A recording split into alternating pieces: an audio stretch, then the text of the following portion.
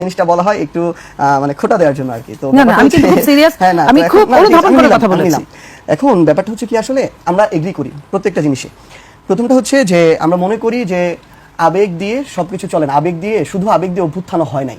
শুধু আবেগ দিয়ে অভ্যুত্থান হলে 1 জুলাইয়ে আমরা মার্চ টু গণভবন দিতাম, কিংবা আমরা 2 জুলাইয়ে মার্চ টু বঙ্গভবন দিতাম, 3 জুলাই মার্চ টু সংসদ ভবন দিতাম। আবেগ দিয়ে সবকিছু হয়নি। প্রত্যেকটা জায়গায় আবেগের সাথে বিবেকের সংমিশ্রণ ছিল। এই প্রত্যেকটা কর্মসূচি 1 জুলাইকে 36 জুলাই নিয়ে এসেছে। ওই জায়গায় দূরদর্শিতা, বিচক্ষণতা, পড়াশোনা, একাডেমিক নলেজ, আবেগ, বিবেক সবকিছুর একটা উপযুক্ত সংমিশ্রণ ছিল, যেই সংমিশ্রণটা বিগত 16 বছরে ছিল না দেখে হয় নাই।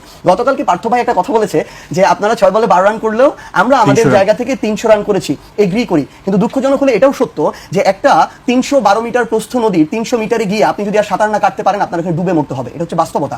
বাস্তবতাটা হচ্ছে মানুষ তাদের জায়গা থেকে সব সময় চেষ্টা করেছিল যে এই যে বিরোধী দলীয় যে রাজনৈতিক দলগুলো মাঠে লড়াই করছে, আন্দোলন করছে, তাদের জায়গা থেকে তাদেরকে সাপোর্ট দেওয়া, সম্পৃক্ত হওয়ার। কিন্তু দুঃখজনক হলে এটাও সত্য যে মানুষ না তাদের উপর আস্থাটা পায় নাই। এই আস্থাটা এই কারণেই পায় নাই কারণ এর আগের 90-এর গণ অভ্যুত্থানের পরে 3 দলের যে জোটের যে রূপরেখা ছিল সেই জায়গায় মানুষের সাথে প্রতারণা করা হয়েছে। এর পরবর্তীতে যে উপনির্বাচন মাগুরায় হলো সেখানে বিশ্বাসঘাতকতা করা হয়েছে। 96 ফেব্রুয়ারির যে নির্বাচন সেখানে মানুষের সাথে আরেকবার প্রতারণা করা হলো। এরপরে হাওয়া ভবন দিয়ে প্রতারণা করা হয়েছে।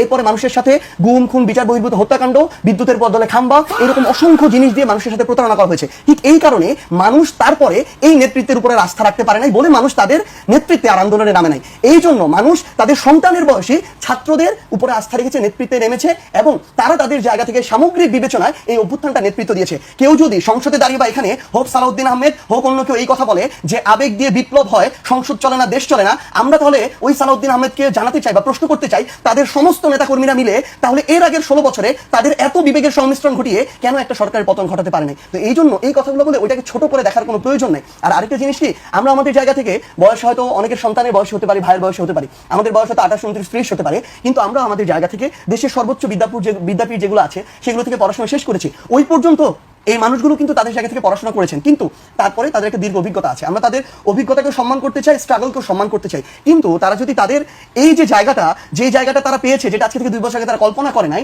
যেটার আসল বহিঃপ্রকাশ ঘটেছিল 5ই অগাস্টের ওই বিকালের দিকে আমাদের মাননীয় স্থানীয় সরকার মন্ত্রণালয়ের যিনি মন্ত্রী, আমাদের মহাসচিব সাহেবের মুখে, রুহুল কবির রিজভী ভাইয়ের মুখে কিংবা মির্জা আব্বাস ভাইয়ের মুখে, ওই অভিব্যক্তিটা এখনো থাকা প্রয়োজন। আমরা চাই ওটা আগামীতে থাকবে। এবার বেশ কিছু বিষয়, আমরা সংবিধানের সংশোধন চাই না। এই সংশোধন খেলা হতে হতে 17 বার খেলা হয়েছে। বিএনপির সময় নিজেদের মতো সংশোধন করেছে, আওয়ামী লীগের সময় নিজেদের মতো সংশোধন করেছে। প্রত্যেকটা হিতে বিপরীত হয়েছে, প্রত্যেকটা তাদের দলকে ক্ষতিগ্রস্ত করেছে, বাংলাদেশকে ক্ষতিগ্রস্ত করেছে। আমরা এই সংশোধনের খেলা খেলার জন্য একটা অভ্যুত্থান ঘটে নাই। আমরা আপা যেটা বললো মাত্র এই 28-2 নারী পুরুষের সমতা দেওয়া আছে, কোনো সমস্যা নাই। আমরা তো বলি নাই যে পুরো সংবিধানটা আপনি একেবারে বাতিল করে দেন, আমরা বলেছি সংস্কার করতে হবে। তো ওই সংবিধানের খেলা হবে না, নিজেদের সুবিধাজনক অবস্থান। তারা তাদের জায়গা থেকে যেমন বলছে ওই ঐক্যমত্য কমিশনে তারা তাদের যে প্রস্তাবগুলো উত্থাপন করেছিল, যেগুলো বাধা দিয়েছিল, সবগুলো মেনে নেয় নাই। একটা দলেরই যদি সব মেনে নিবে তাহলে ঐক্যমত্য কমিশনের দরকার কি ছিল? বিএনপির ঐক্যমত্য কমিশন দিয়ে দিলেই তো হইতো। এখানে সকল রাজনৈতিক দল, সকল জনগণের আকাঙ্ক্ষা যেমন লাগবে, ওই অন্তর্বর্তীকালীন যে সরকার আছে তাকে ওই আকাঙ্ক্ষাটা ধারণ করতে হবে যে সে একটা অভ্যুত্থানের উপর দিয়ে সরকার হয়েছে, তার আবার আলাদা একটা দায়িত্ব আছে। এবং বাংলাদেশের সকলে মিলে ফাইনালি ঐক্যমত্য কমিশনে এই বিষয়গুলোকে একত্রিত করে একটা জুলাই সনদ করেছে।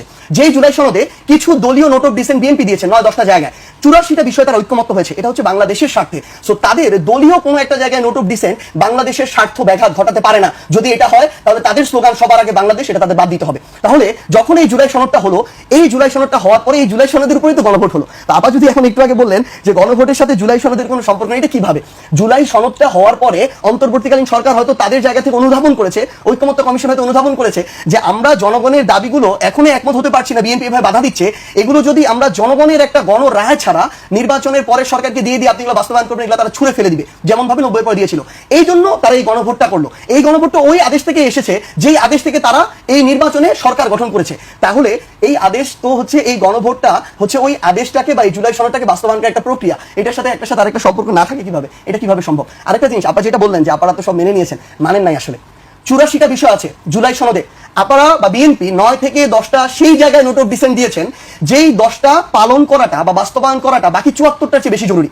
বাকি 74টা বাস্তবায়ন না করলে কোনো সমস্যা নাই যদি এই 10টা বাস্তবায়ন করা হয়, কারণ বাকিগুলো অটোমেটিক ধীরে ধীরে বাস্তবায়ন হয়ে যাবে। এটা দেশের প্রয়োজনে এমনিতেই যে কোনো সরকার করবে। দেখেন, তারা বললেন যে 2 বার ক্ষমতায় থাকতে পারবে, এই জায়গায় তারা এগ্রি করেছেন না, আংশিকভাবে। 2 বার তারা এগ্রি করেছেন কোন জায়গায়? সব মিলিয়ে 2 বার না, পরপর 2 বার সুবিধাজনক অবস্থান দলের উচ্চকক্ষ এগ্রি করেছেন না, আংশিক এগ্রি করেছেন। এগ্রি করেন নাই কোথায়?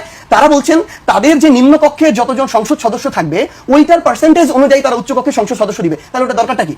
মানে ওইটা তো দরকার ছিল, আপনি একটা দেশের জন্য গুরুত্বপূর্ণ পলিসি নিচ্ছেন, ওই পলিসিতে ওইখানে আরেকটা অ্যানালাইসিস হবে। আপনার যদি নিম্ন কক্ষ থেকে আপনার সংখ্যাগরিষ্ঠ সাংসদের ভিত্তিতে মতামতের ভিত্তিতে পাস হয়ে যায় এবং ওই সংখ্যাগরিষ্ঠ পার্সেন্টেজ যদি উচ্চ কক্ষে আবার থাকে, তাহলে তো ওটার কোনো মূল্য থাকে না, ওটা দরকার আছে কোনো? তাহলে তাদেরকে খাইয়ে পেলে পুষে বড় করার তো কোনো প্রয়োজন নেই।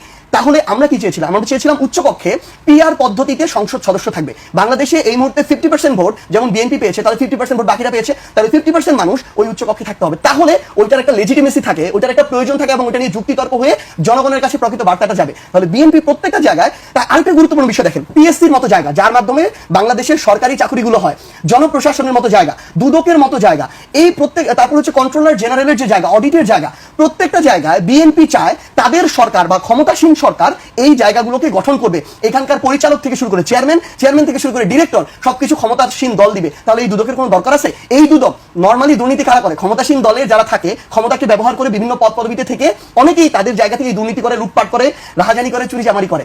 এখন আপনি দুদকের মতো জায়গায় যদি আপনার দলীয় মদতপুষ্ট লোক বসায় রাখেন, এই লোকগুলা আপনার এই দলীয় মদতপুষ্ট কাউকে কখনো বাধা হয়ে দাঁড়াইতে পারবে না। পারলে আগেই পারতো, পারে নাই। তাহলে আপনি যদি এই প্রতিষ্ঠানগুলোতে আপনার নিজের দলের লোকজন বসায় রাখেন, যেখানে জুলাই সনদে বলা আছে সরকার দলে থাকবে, বিরোধী দলের থাকবে, বাইরেরও মানুষজন থাকবে, যেন একচ্ছত্রভাবে দুদকটা কোনো একটা রাজনৈতিক দল বা ক্ষমতাসীন দল নিজের অপরাধী নেতাকর্মীদেরকে বাঁচাইতে না পারে, আবার নিরপরাধ অন্য দলের মানুষদের উপর জুলুম না করতে পারে, এভাবে যেন প্রতিষ্ঠানগুলোকে অ্যাবিউজ না করতে পারে। তাহলে দিন শেষে ব্যাপারটা কি দাঁড়াচ্ছে? ব্যাপারটা দাঁড়াচ্ছে বিএনপি এখন তাদের জায়গা থেকে গণভোট বলেন, জুলাই সনদ বলেন, সংসদ বলেন, জনরায় বলেন, প্রত্যেকটা জায়গাকে শুধুমাত্র নিজেদের জন্য যতটুকু ভালো অতটুকুর জন্য ব্যবহার করতেছে, আর যতটুকু হলে নিজেদের সার্বভৌম ক্ষমতা, স্বৈরাচার হাঁটার পথ বন্ধ হয়ে যাবে, ওইটুকুতে বাধা হয়ে দাঁড়াচ্ছে। জি, আপনার কাছে আমি আবারও